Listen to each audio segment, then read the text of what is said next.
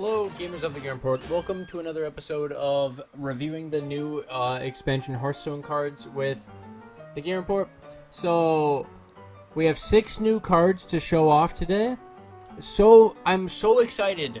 Every time I see these new cards, I'm like, I can't wait till there's just a few more, just so I can make a video and share it with you guys what I think about the cards. So there are 6 new cards to announce. We have the original 5, and now we can add a new 6. So these are the 6. I will go through each one at a time to obviously not confuse you. First one, a 2-mana, 2/2 minion for Shaman. This is important.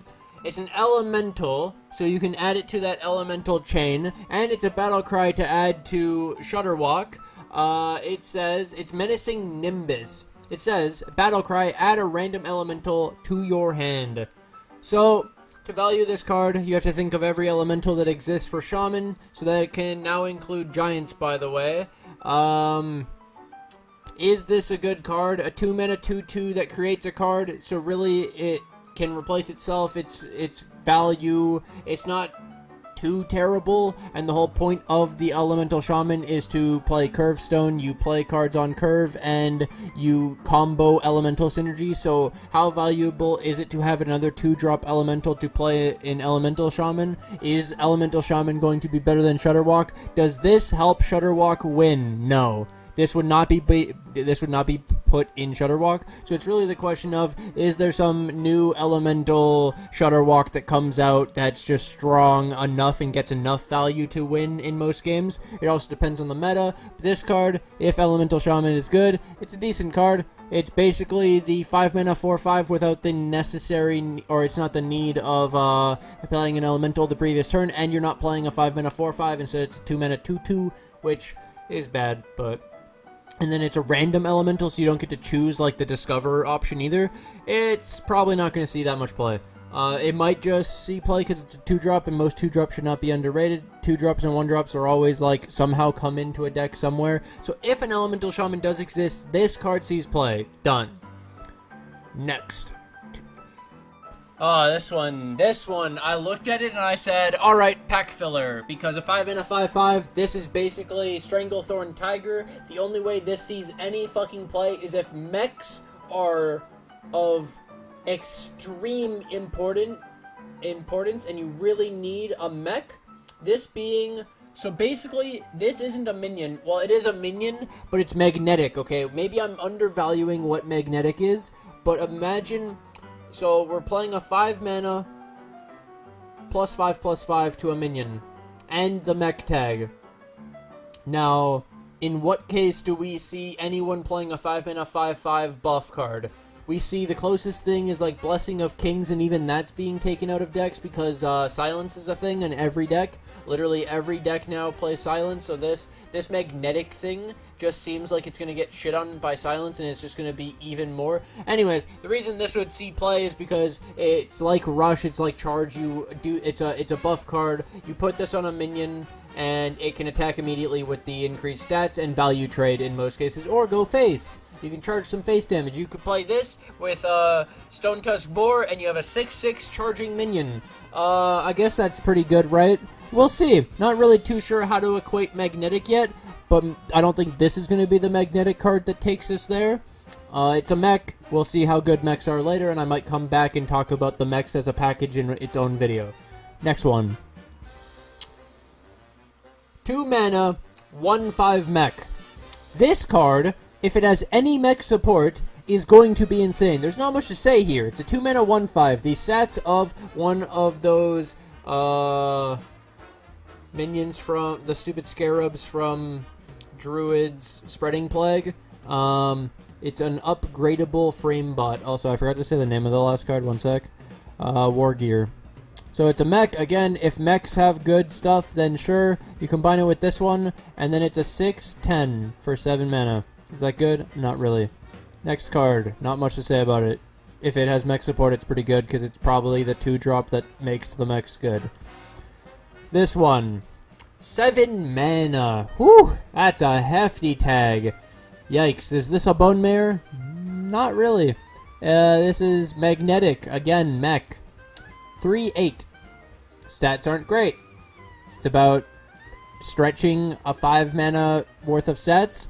Can't be targeted by spells. Has not really seen that much play because people like to buff their own stuff. Single target removal hasn't really been that insane, other than so the few cases where single target removal is insane is obviously you are playing let's say the big druid or like the stuff like that, and that deck only really runs like naturalize and shit. That's the only thing that would really kill this from hand as a spell. And so people have started to tech Tyrantus, the 12/12 from druid, so that's untargetable. They use that because you can't target it with naturalized. Druid has a really hard time dealing with big minions. Does adding can't be targeted 3/8 of stats to another minion for 7 mana make this a good card? Silenced. I don't think it's that great. The 3 damage for charging doesn't seem great. If there's going to be a magnetic that has like 8 attack for 7 mana or 9 attack, we're reaching some really dangerous points because you add it to a minion and you charge it into their face. I don't think this is that great, and it's in warrior. I don't think this takes warrior there. Maybe a mech warrior appears, right? Like, I don't know everything about the mechs yet. Another mech. Neutral. Legendary. I thought about this one. Okay, so you look at the base stuff, alright? What is its stats? A 3/2. 3/2 is a 2-drop. Mech tag. Maybe it's really good. We don't know yet. Lifesteal, in most cases, has been worth around half a mana to a mana max, right? The best, like, example is a 5 mana 4/4 lifesteal that actually is taken on Rexxar's beast form sometimes just for the lifesteal. We've had a 2 mana 1/3 lifesteal rush. Like, okay, so lifesteal rush together could see like 1 mana value, right? We've seen really shitty rush cards where it's like a 3 mana 3/3, but it's rush, so it becomes okay. Divine Shield. We've had it where a 4 mana 3/3 Divine Shield is viable. We've had Wicker Flame Burn Bristle, and he's a 3 mana 2/2 Divine Shield Taunt lifesteal. So a 3 mana 2/2 Divine Shield Taunt lifesteal.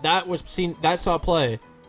The difference in this part is magnetic. When you add all of this stuff to a minion, it then becomes a little bit more crazy. Because you could play this on turn, 6 to 10. It gives it rush and all of these effects. Maybe. It's a legendary, so I'm not sure. This might just be an auto-include in the mech package. If the mechs are a thing, I think this card comes along with it just because it seems like a pretty good card because of magnetic with all these effects and the mech tag and all that. Yay. Next. 3 mana. 2/4. This was actually released a day after the other 5 cards, but I couldn't talk about it because I didn't have enough cards. I wouldn't make an entire video on Stargazer Luna. Anyways, I'm probably gonna have to come back and like talk about all those mechs again in a future video and how they all work together and maybe a deck that comes out of the mechs. We'll see. I'm not sure yet. Haven't seen enough mech synergy to really warrant it. 3 mana 2/4. Decent stats. It's like comparable to whatever. Yes, it's a good card for its stats. Flame Waker, all that shit. After you play the rightmost card in your hand, draw a card. So this is a dangerous card, right? If we see in Mage where Mage likes to burn people out and it likes to dump its hand, and let's say it's in top deck mode, but it has this card, you are at 10 mana, you'll play this. Yeah, play 1-drop, 1-drop, 1-drop, 1-drop, 1. Like, right, spells, arcane missiles, all that shit. You're just burning your opponent out without even needing draw. In a best case scenario, you have 0 and 1 mana cost cards. You play this, turn 10.